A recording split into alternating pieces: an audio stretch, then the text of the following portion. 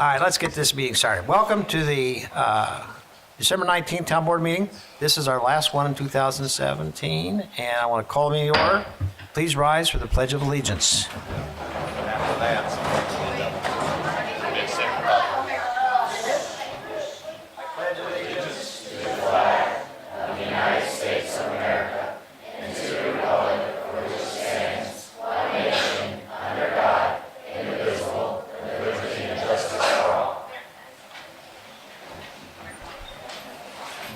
Is Doug Parlin, Pastor Doug Parlin, in the audience?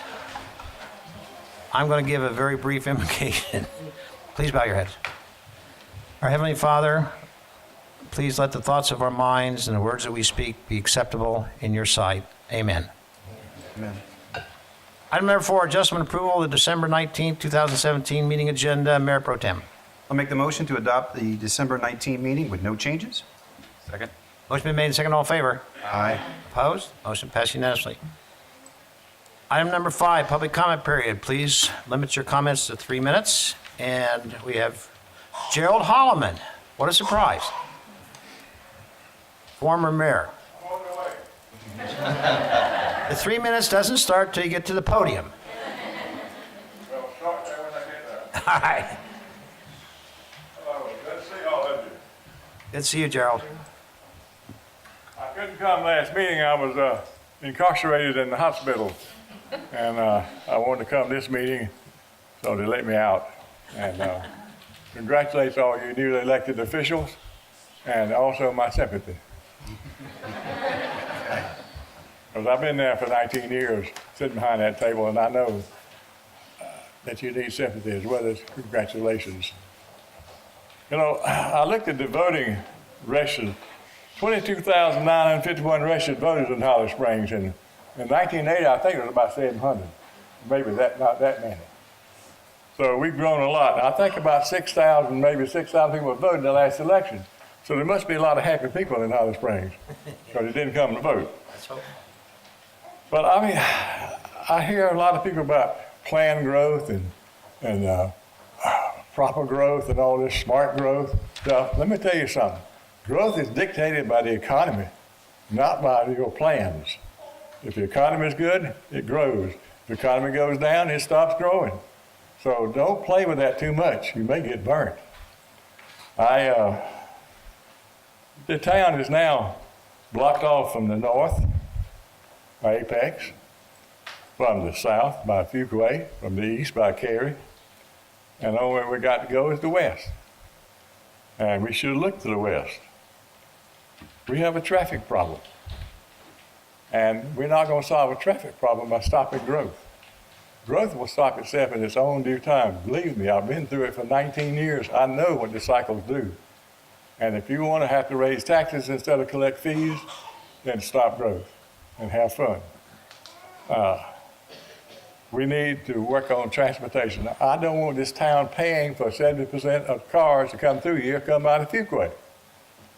It's not fair for the taxpayers of this town to pay for roads for them to ride on. So they need to come up with the money to help pay for the roads, and we got to widen roads here. And I hope people will work like we worked years ago with the Congress of the United States and the journalists, people in there, and the North Carolina legislature to get funding from the state and the federal government to widen roads. So we don't have to, our taxpayers don't have to pay for it. We're sending millions of dollars to the federal, state government, and the county government from this town now. In 1990 and 1980, we didn't have enough money to send anybody. So we didn't send any, so they didn't, but they gave us $17.5 million in about 8 years there. So all I'm telling you is that Sunset Lake Road is getting bogged up. David Ferry Road is going to get bogged up with the growth in Fuquay. David Ferry Road, we all know about that. Pine Grove Wilman Road. Maybe we need to run a bypass from Castle across country to Friendship Road to connect with US 1. We have a connection out of 540. That needs to be upgraded, in my opinion, on the west side of town. So please, let's do some of that. As I say, I've been here a long time, and I'm going to be up here every time y'all have a meeting that I'm physically able. And I'm going to keep pushing, because that's the only way I know to get things done. Have a great time, and thank you, and have a nice meeting. Merry Christmas, Gerald. Thank you, Gerald. Hank Dixon.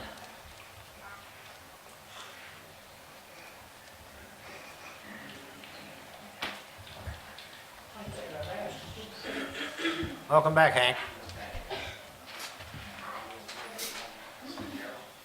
Good evening. It's Hank Dixon, 504 Sandy Point Way, Holly Springs, and I'm here to speak about item 7C, which is on your consent agenda tonight.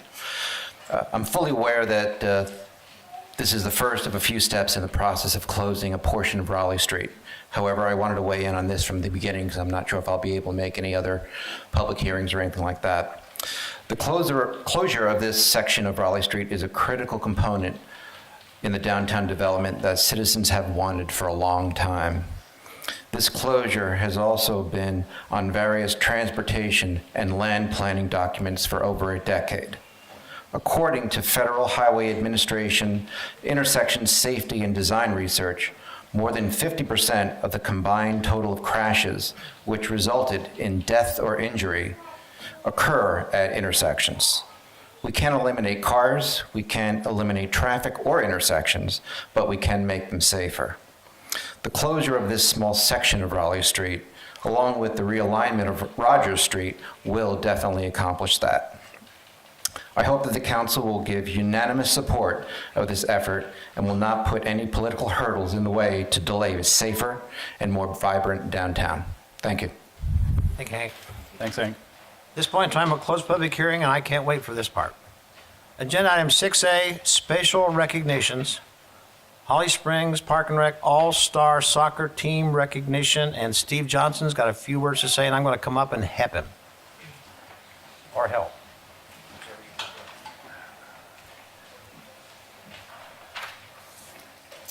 Good evening. My name is Steve Johnson, and I work with the Holly Springs Parks and Recreation Office.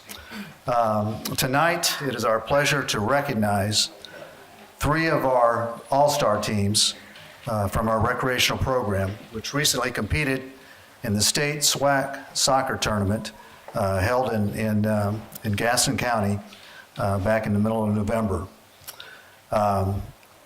Each of those 3 teams finished either first or second and represented Holly Springs very well.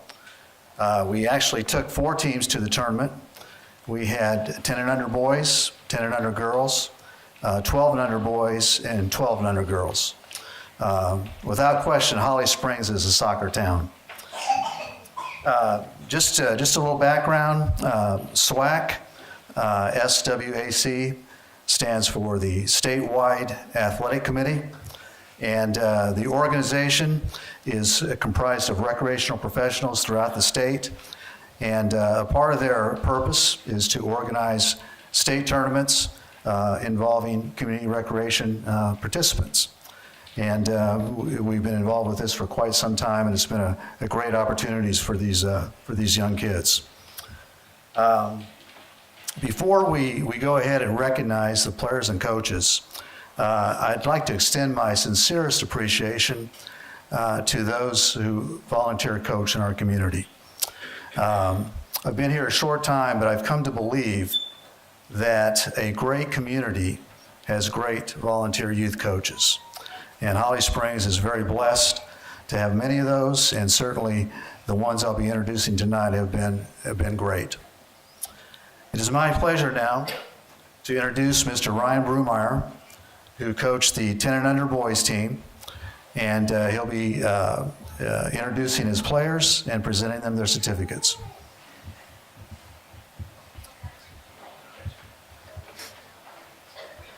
Thank you, Steve. I'd like to thank Steve and Chris Champion and all the folks at the Parks and Rec Department who have supported our team. Also like to thank the other coaches on the team, Kevin Milford and Adam Schwab, for working with me and helping me out and putting up with me. I had a lot of fun coaching this team, a lot of good talent on the team. Not only that, but just a good group of kids, lots of very well behaved. They all came with really good attitudes, and were just good sports all around. So I was really proud of them. They represented the town of Holly Springs very well. With that, I'd like to introduce the players on the 10 and under boys team. Ashok Brewmeyer.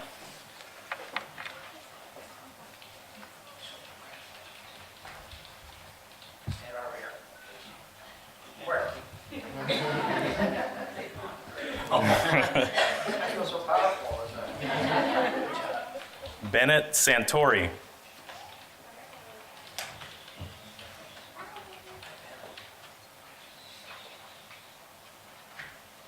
Bryce Clay.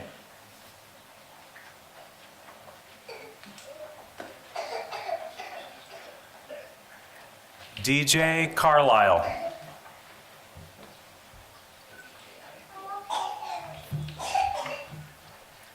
James McCargo.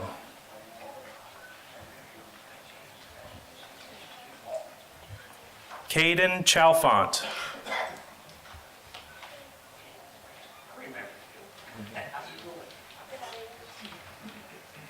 Malachi Watson.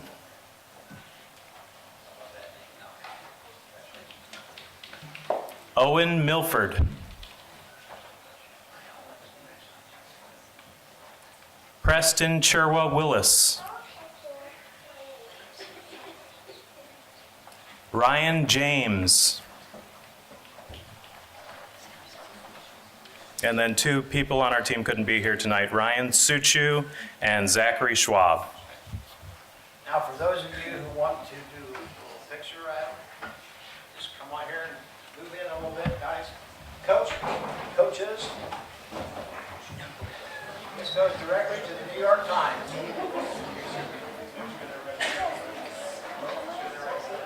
Show your otherwise.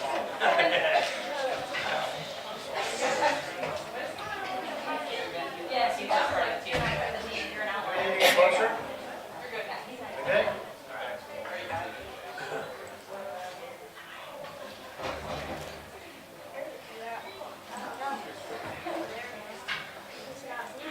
Are you all smiling?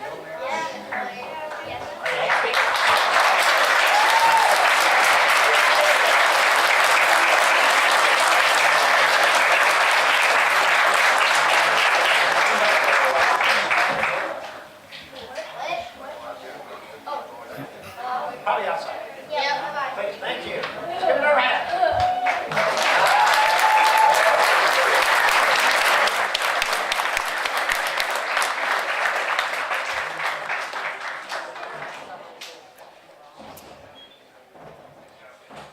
It's just been pointed out to me that I didn't state what place they came in.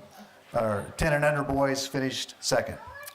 Also finishing second in the state tournament was our 12 and under team, and they were coached by Mr. Jeremy Payne. It's my pleasure to introduce him now. Thank you. Good evening, all. Don't know how else to start this, but it was a nightmare to coach these guys. Out of control, just bad kids. No, I mean, they were amazing. We couldn't ask for a better team no matter what. Thanks again to Craig Setzer. If you want to peek your head around. Say hello to the people. Helped me out, but we had a great run. Backs were against the wall first game. We lost 7-0. And basically had to win out. So they regrouped, got 2 shutouts, and killed it from there. Made it to the championship and got second place in the state. So really proud of them.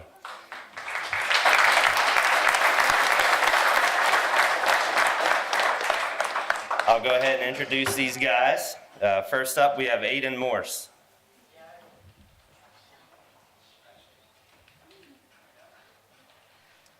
Next up, Ben Dornan. I don't know if he showed up late or what. Doesn't look like he's here.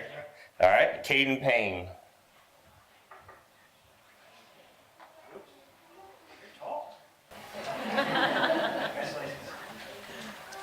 Carter Hiller.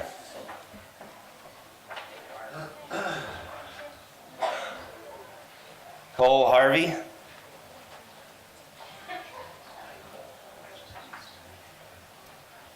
Devin LaFontaine. Dylan Setzer.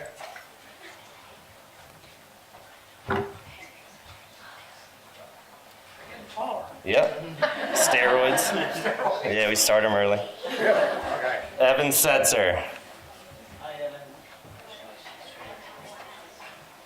Jaden Lim. Wait till you see how tall he is.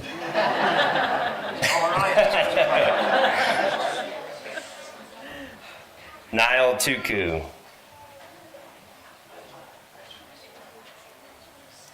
Noah Clark. He may not have made it either. All right, Ryan Young.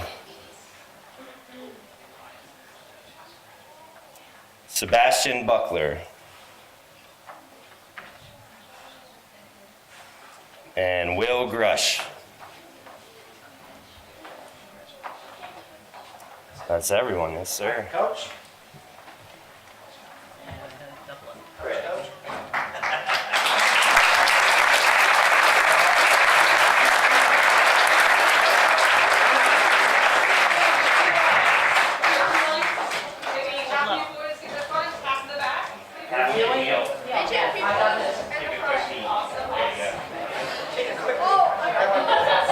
Ryan, you're slow. Get down there. I just put your video.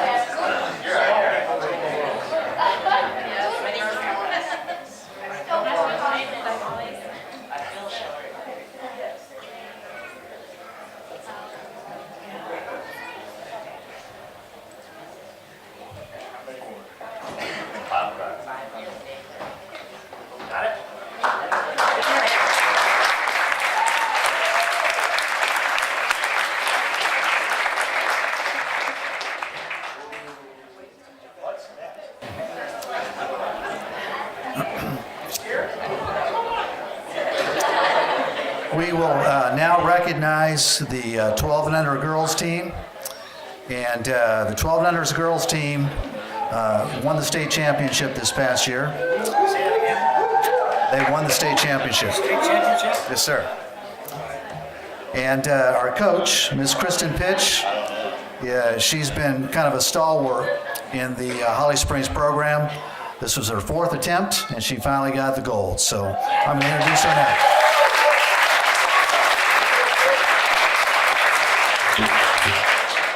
Terrible at this. Thank you all for coming. So proud of the girls. They really worked really hard to accomplish what we set out to do, and that was to win the whole thing. This was our fourth attempt, as he said, for many of them, and to come out with the plaque at the end was just bittersweet. So proud, so excited, and can't do this without my assistant coaches, my husband Anthony. Come on out there.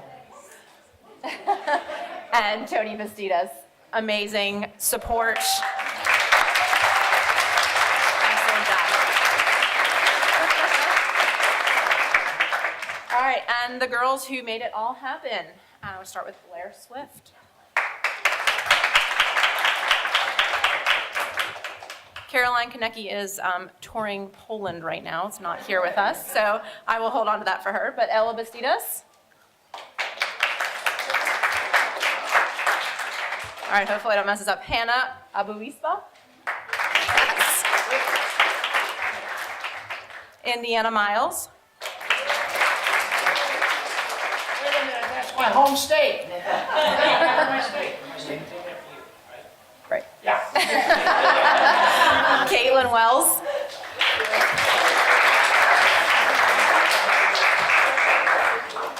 Kieran Gibbs. Lauren Soderquist. Lainey McCarthy. Lindsay Pish.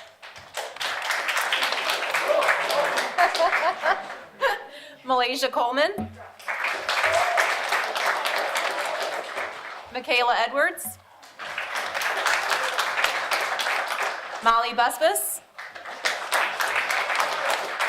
And last but not least, Rachel Ward. And we just wanted to share this plaque with the mayor and let him hang on to it and join us for a picture. Well, thank you. Thank Will you. do. I think we're going to have to do the kneeling part again. And all the coaches.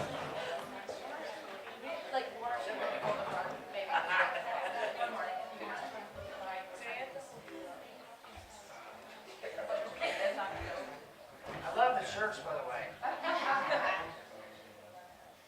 Somebody told me you guys bought your own shirts. Your mom made it? Wow. Did a good job.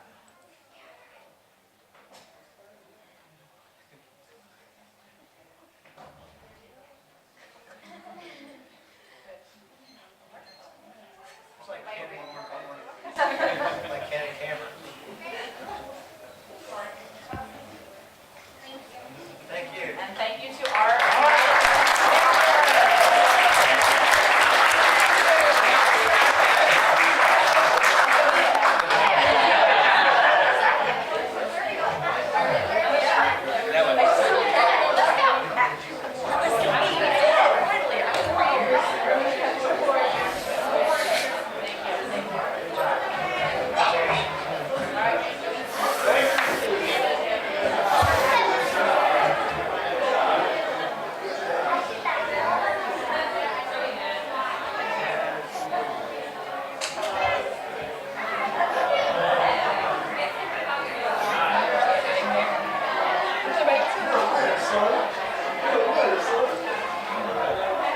See you, state champs. Yo. I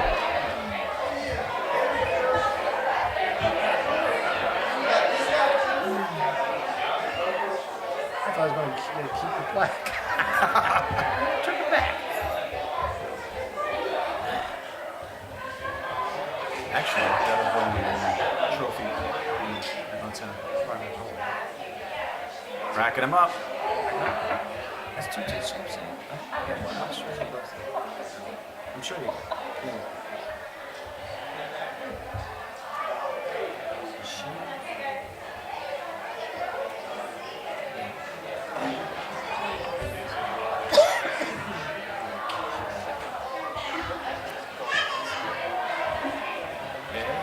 A lot smaller in here, didn't it? Sure did.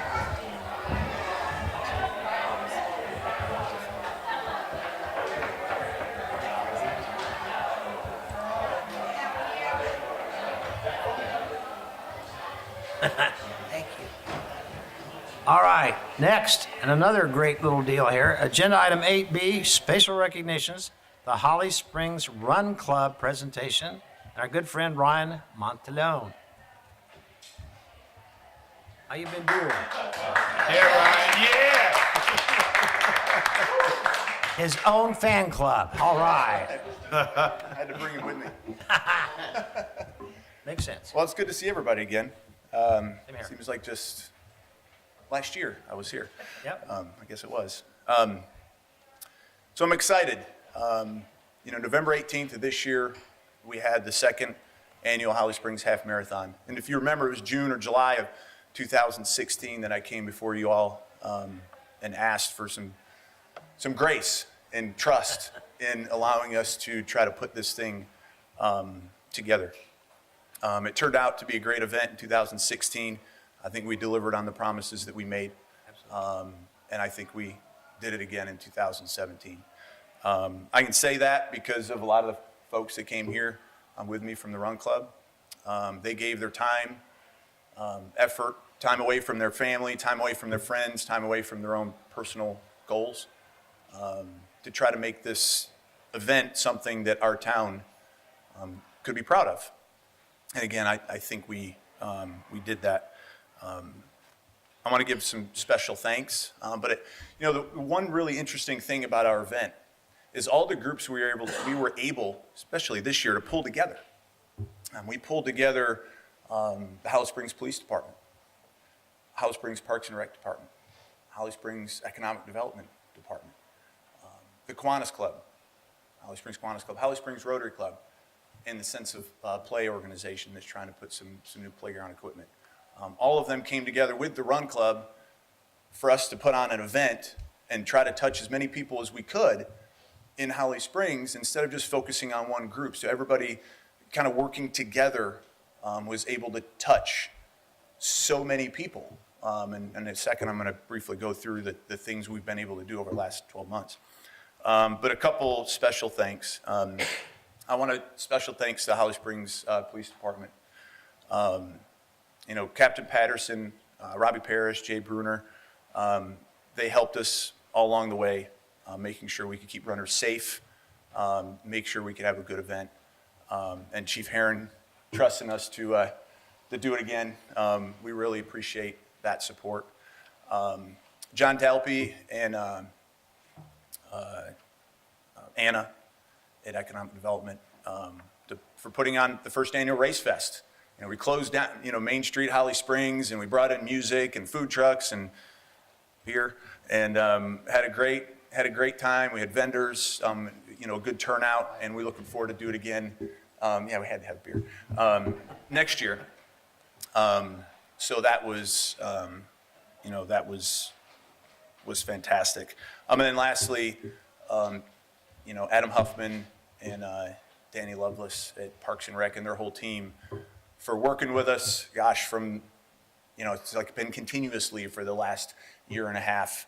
Again, working on, getting the course ready, getting the stadium ready, making sure, there's just enough toilet paper. I mean, it's just anything, just to make sure that the event went off without a hitch. And we can work as hard as we can, but without those groups, there's no way that we can do it. So, a quick highlight of just what we've been able to do since last year, so over the last 12 months.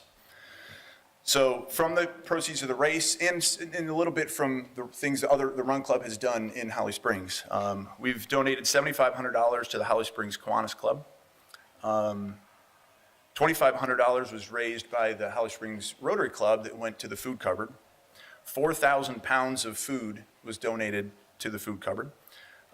5,000 plus in scholarships to local track athletes. $1,000 was donated just last week to the Sense of Play for handicap accessible playground equipment. We've purchased $6,000 worth of Christmas gifts for local children in our community. We bought a $5,000 race chariot for one of our local assisted athletes. We donated $2,000 to the Holly Springs Police Department fundraiser benefiting the Special Olympics. And we've given $15,000 to Parks and Rec for greenway improvement. And in a second, we're going to give another $15,000 to make it 30. So on behalf of myself, the Holly Springs Half Marathon team, all of our sponsors, all of our runners, the Holly Springs, 2,000 strong Holly Springs Run Club, member strong. Adam if Adam would come up, and I'd like to present a check for $15,000. It'll go for greenway improvement.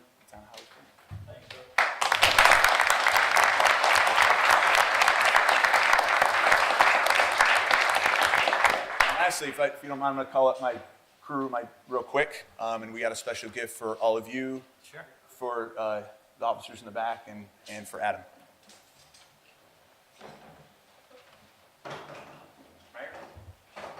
Thank you, sir.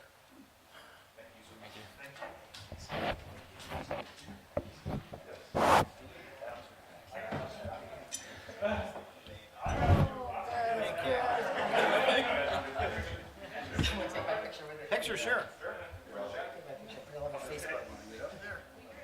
Hang on. Time out. Sure, I'll come up. Come on up. I have a medal. Yeah, I do.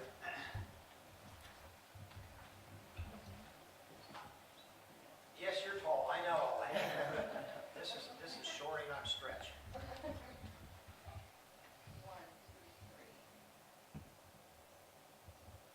Got it? Thank you. Appreciate it, Scott. Thank you.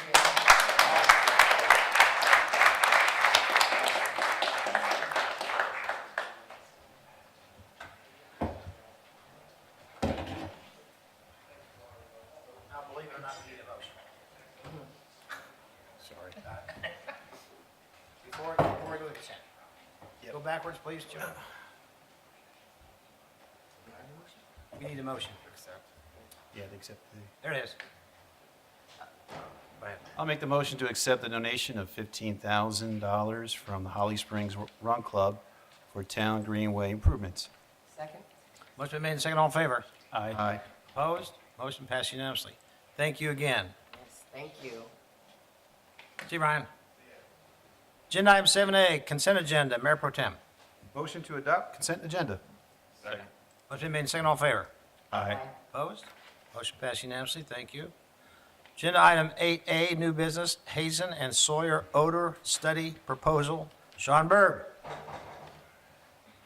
You're looking good tonight, Sean. So are you, Daniel.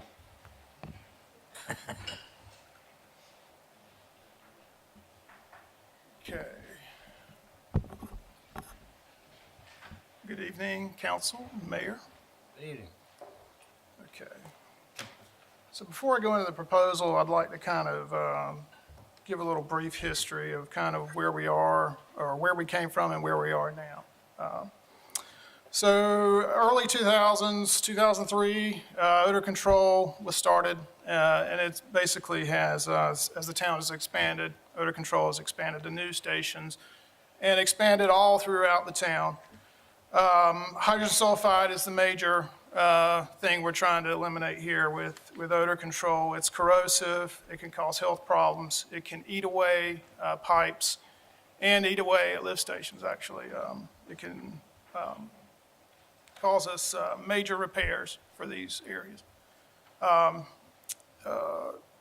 So transitioning now to wastewater plant, we've always had odors at the headworks. Now the facility is basically in the geographical center of the town.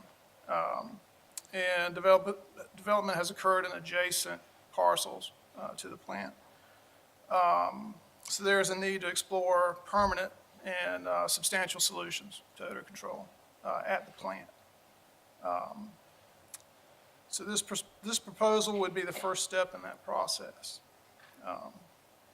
At the plant itself, when we started getting complaints about odor, we used Source in 2016 to help solve the problem by adding more chemical to lift stations.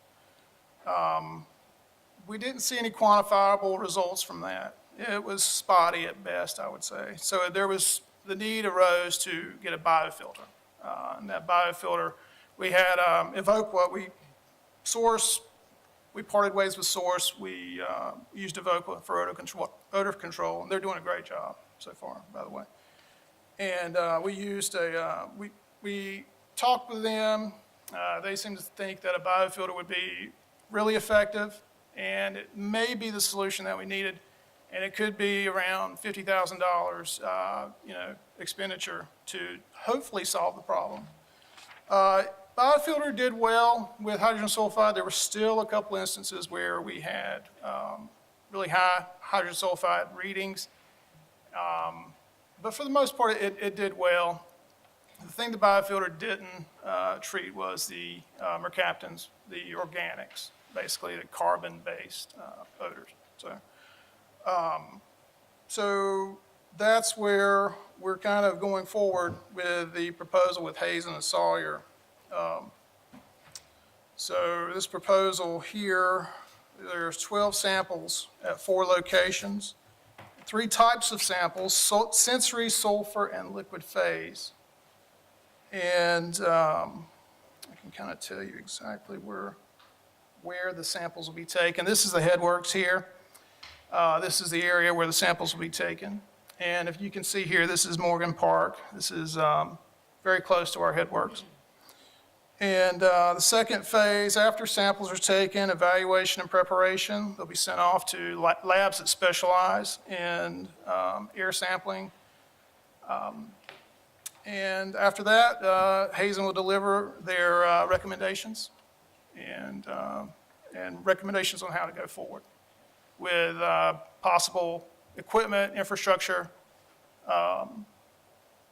going forward at the headworks. So, I chose Hazen because they have verified results with Town of Cary, City of Raleigh. They are known to be one of the better firms to use for odor control. One of their senior VPs is well known to be an expert in the field. So that's it. Anybody have any questions? Questions or comments, Sean? So by April? April was chosen because typically in the warmer months is when you get the highest concentrations. So April, we're not yet in July, but we are at a point, well, Hazen thinks that we're at a point where we can get enough baseline results to kind of quantify and get the concentrations, and then basically kind of use a bell curve there where, between winter and summer. So that's why, didn't really want to wait too long, kind of wanted to get this project rolling, and they said April would be fine. Because I've spoken to the folks at Morgan Park, and, right now, being cold and, it's, the odor isn't as bad. Yeah. But we know when it gets hot and get heated, Oh, yeah. that odor comes back. So from the time, so April you would start, and then it's a 30-day window? Or Yes. 30 days? Okay. Yeah, April, all testing will be done in April, and then the contract states that 2 weeks after the last sample is sent off, they will deliver their recommendations. So we're looking at mid-May, mid to late, mid-May Okay. to get their recommendations and then go further. Okay. Any idea going further what time frame that would be? Months? I think that's up to you guys. I can get something to you. Design. Hazen, they've done this before, and they'll know. When they submit the recommendation, they'll know exactly what to do. So I don't think there will be a lot of time involved between starting the design process, getting a contract from them, starting design process, and then going to bid. I think we all feel sooner the better, Yeah. Yeah. right? What about the sampling that they're doing impacts the infrastructure changes that are needed? What specifically would they see that would necessitate a certain direction in those changes? What they see, well, mostly this is sensory and liquid phase. A lot of what they're going to see is what can be looked at as a nuisance odor. The hydrogen sulfide, that's another thing they'll be looking at too, and that's the major infrastructure variant. That's the one that's going to be big for infrastructure.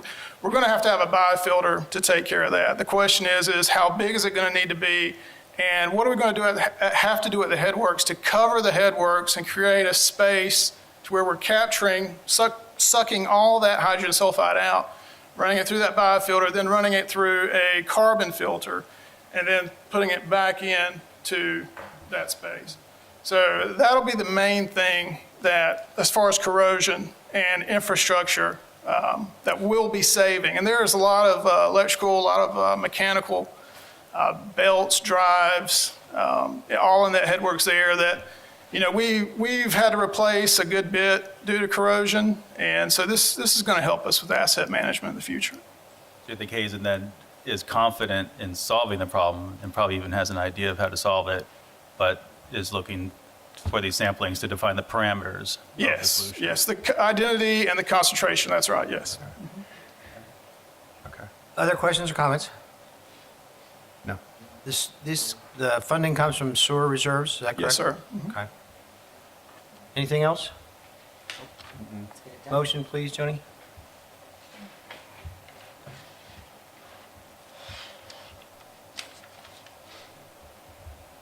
Motion? Oh, I didn't know if you heard me, sorry. There you go. Motion to approve a proposal from Hazen and Sawyer in the amount of $38,645 to reduce odors from wastewater treatment plant. Second. Motion been made and seconded, all in favor? Aye. Opposed? Motion passed unanimously. Thank you, Sean. Thank you. Agenda item 8B, new business, Honeycutt IRA agreement, Kendra Parrish.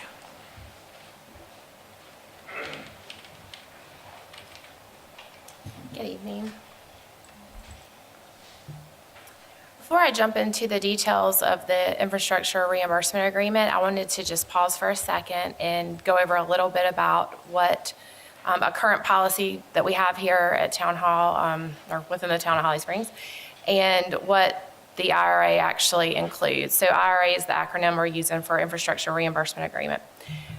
So we have a long-range wastewater plan. And as Sean just mentioned, our wastewater plant is now centrally located in town. As we develop out to the west and to the south, all the development that comes out that way has to be, all the wastewater, so in your flushing toilets, whatnot, it's coming down gravity lines to, we call them pump stations. They could be collection systems, collection stations, lift stations. They're all synonymous. The wastewater is collected there in a wet well, and then there's pumps, and then we pump it through a force main, a pressurized pipe. We have to pump it all the way back to the wastewater plant here at Utley Creek. So there's a long-range wastewater plan that shows pretty much at the extent of the ETJ where all these pump stations will be located. We have a policy statement, it's P-002. It basically says that when development comes in, at the most downstream point, they have to construct a pump station. And most developments obviously would like to just handle a pump station for their site. It would be much smaller. We do not, that's not an efficient way to run our business. Anytime we can do regional stations, the least amount of pump stations that we have operating, it helps our O&M costs, our operating maintenance costs. It reduces our liabilities and risk assessment. The other thing is with force mains, for every pump station, there's a big force main. We want to consolidate those force mains. They have to run along roadways. They're also a risk. A couple years ago, we had hydrogen sulfide damage in a force main, and it was from the wastewater plant up Irving Parkway. That was over $1 million. So so here we try to consolidate pump stations, consolidate the force mains, and we make the developers build what's called an oversized pump station so that we don't end up with 5 different small pump stations. With all that being said, how we compensate the developer for building bigger than what they actually need is we do it through reimbursements. Back in the day, they used to be called credits. Now they're actual reimbursements. So when the developer comes in for a building permit, they pay their sewer capacity fee. It gets if they have a reimbursement set up, so if it's part of this agreement, they actually pay into a non-revenue account, and then quarterly we get an invoice and we reimburse. So it never hits our sewer reserves. We're setting it up so that it's sort of like an escrow account is how we handle the reimbursements. Okay, so all that's general information. What's before you tonight is the Honeycutt Infrastructure Reimbursement Agreement. And what you see here, the blue is the Honeycutt property. It has already been approved. And the pump station location is right here in the lowest point. What you see in the orange and the yellow, the difference in the colors is just the land use that is per our approved land use plan. And then we have the elementary school on Honeycutt Road is this green area. The school is building a small pump station. However, when this pump station comes online, they will take the school pump station offline. And this pump station will serve this entire area that you see here. So with the Honeycutt parcel, there's 235 acres. And with the additional, it's 232 acres. So they're basically doubling what they would have had to build. How we decide what the reimbursement amount is we have another policy statement that has line items that have industry standard costs for quantities. We use that in conjunction with current bids, current prices. And in this Honeycutt Infrastructure Reimbursement Agreement, their engineers submitted to us a cost estimate to build a pump station for just the 235 acres. And then they do a cost estimate to do the entire basin. The delta or the difference between the two becomes the amount of money that they are then reimbursed. So in the attachment, there's the estimate. We've had it reviewed. And what's in the agreement, it's actually a pretty simple agreement. There's only the one term that says that as they come in with building permits, they would be reimbursed up to amount it's $1,649,175.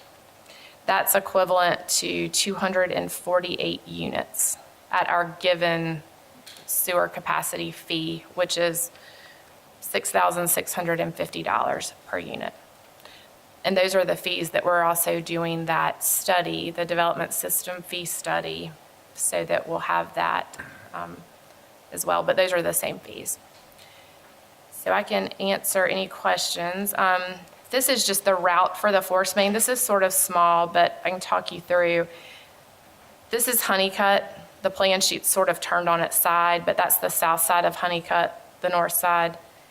And the force main comes from the pump station along the right-of-way, crosses Honeycutt. Then it goes up, and we have a match line. You come up by the school property onto Cassholt, then along Avent Ferry, down Logging, Utley Bluffs, and then down to the headworks. And the headworks that Sean was just talking about in the presentation before, this is the headworks area right here. There's also this leg of force main that is part of that 1.6 reimbursed. We're sizing it large enough so that the Basil Creek pump station, which is in the Wildwood subdivision, when that is upgraded, the next phase of that project is to have a parallel force main come up this way. We took the opportunity to go ahead and oversize this force main so we wouldn't have to parallel it in the future. So, yeah, that's the motion right there. And I can answer any questions you may have. Questions or comments? Typical handling, correct? Yes, this is standard oversize for wastewater reimbursement. Nothing new. Comments? Questions? Nope. Good? Good. Okay, motion, please. Motion to enter into an infrastructure reimbursement agreement for up to $1,649,175 of sewer capacity fees for the oversizing of sewer infrastructure to serve the Buckhorn Basin and additional force main to serve the Basil Creek pump station. Second. Motion been made and second, all in favor? Aye. Opposed? Motion passed unanimously. Thank you. Thank you, Kendra. Good job. Agenda item 8C, new business, Crosswalk Safety Improvements Project, Town of Holly Springs, project number 16-016, TAPCO, and one of my favorite projects of all time.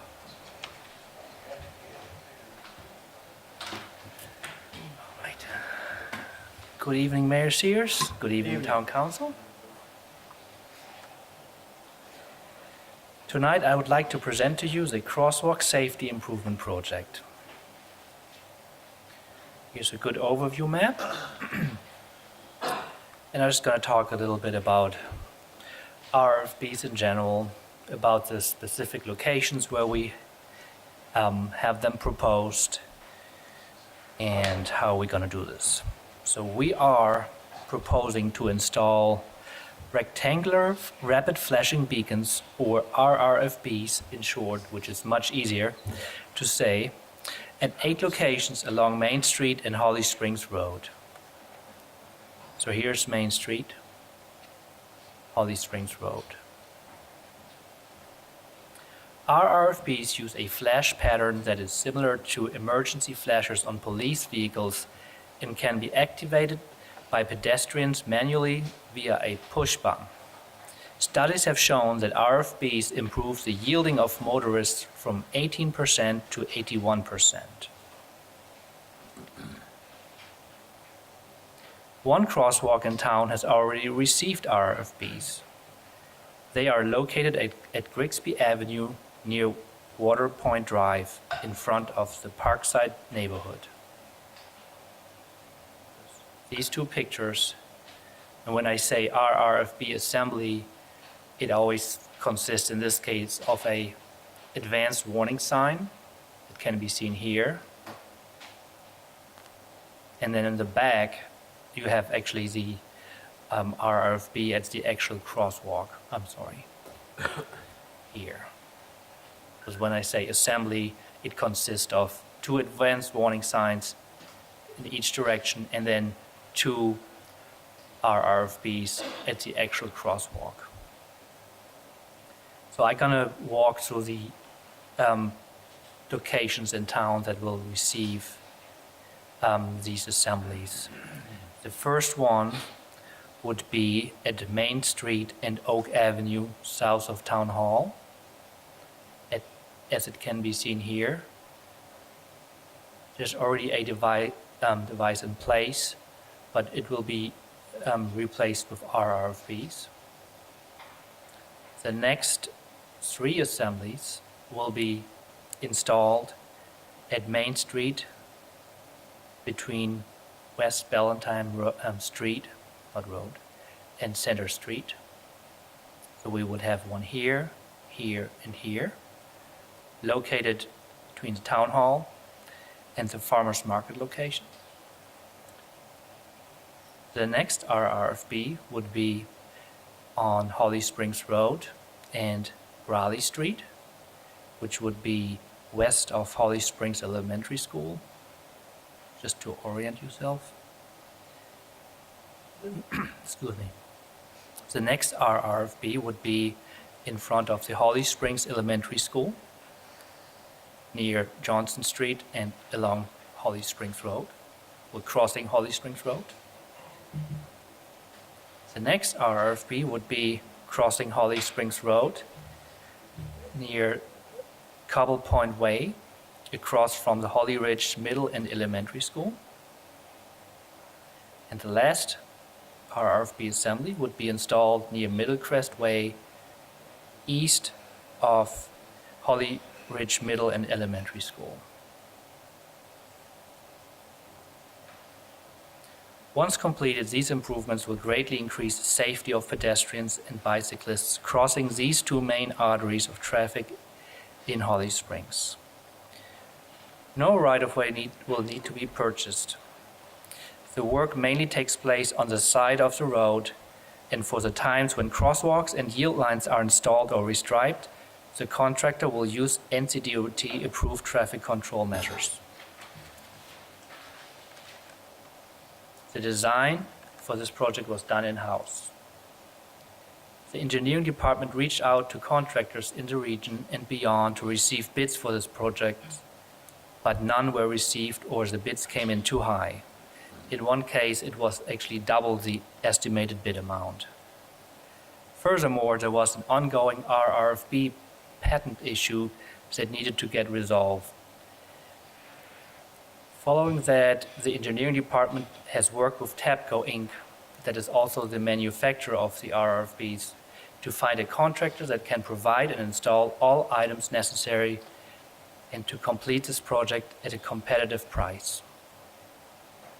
And we found a good contractor that would install these devices. The engineering department would also like to use the same contractor to install the striping for the recently completed parklet sidewalk project, which is located right here. For this, the amount of $1,500 was added to the budget. So we are proposing to award the contract in the amount of $200,451.16 and approve funding in the amount of $212,000, which would include striping for the parklet sidewalk project and 5% contingency to TAPCO Inc., and approve the project budget. Are there any questions or comments? Just to remind everybody, we talked about this at the last meeting, because I've been on this crosswalk safety thing for a long time, as has all of us. We learned recently that North Carolina has the highest pedestrian fatalities in the country. This is kind of to that point. So I just want to make that comment again. Questions or comments of Dirk? These are solar powered, correct? Correct. So there's no underground cables beside, yes, solar panel, you're right, for the advanced warning sign and for the RFB itself. So there's a light on the advanced warning sign as well as the crosswalk? I'm glad you asked. So this advanced warning sign has little LED lights that will flash, like one is here, one is here, one is here, one is here, one is here, when this has been activated in the back. So this advanced warning sign will have little white LED lights flashing. And then once we get to the actual crosswalk, you will have this beam that will be flashing. So that's the difference. With this one at Grigsby, has there been any maintenance issues or problems with the solar power? Has it been pretty sustainable? Yes, sir. We have not received any comments from Public Works, and to my knowledge, they still work without any flaws. Yeah, that's one great thing about it. It's what makes it so, it's a low maintenance sign in this case. How long, if approved, would these be installed before they? The timeline, as we know, would be as early as the weather would allow. So we're talking early spring, April. The contractor is ready. We just need to wait for the weather, or, I mean, they are ready. We just need to talk to them. So we estimate it being April when they can start. Chuck, that's coming out of the street fund? Yes. But it is consistent, as we discussed, with particularly in our downtown area where we're trying to make it more pedestrian friendly. So it's encouraging to see these located in these, around the schools and also in our downtown village district. Yep. And I would imagine in the future, we may be coming forward with some other suggested locations. Yeah. It will. Other questions or comments? No? Looking good. Great step in the right direction. This has been working, it works for a while. Thank you, Kendra, and thank you, Am, for your comments last meeting. Motion. Motion to award contract to TAPCO Incorporated in the amount of $200,451.16 and approve funding to include contingency for the Crosswalk Safety Improvement Project. Motion made, second, all in favor. Aye. Opposed? Motion passed unanimously. Great job. Thank you all. Yep. Thanks, Dirk. Number 9, other business. I was going to mention crosswalk safety again, but I'll just leave that off this time because I think we're making some traction, if you will. The only other thing I have is Merry Christmas, Happy Holidays, and we'll see you next year. Who else? Congrats to all the Employee Service Award winners at last week's holiday luncheon. A lot of long tenured folks there and some real passionate people, so congratulations to all of those recognized. Yeah. Chuck was going to say that. Thank you. We do it all the time. No. I was just going to wish everyone a Merry Christmas and Happy New Year. Yep. So we'll meet we meet in 2018, yes. Okay, Our next good. meeting is 2018. Anything else? No. Counselor? My Christmas gift to you. Motion. Motion to end tonight's meeting. Merry Christmas. Second. All in favor, aye. Thank you. Happy holidays, everybody.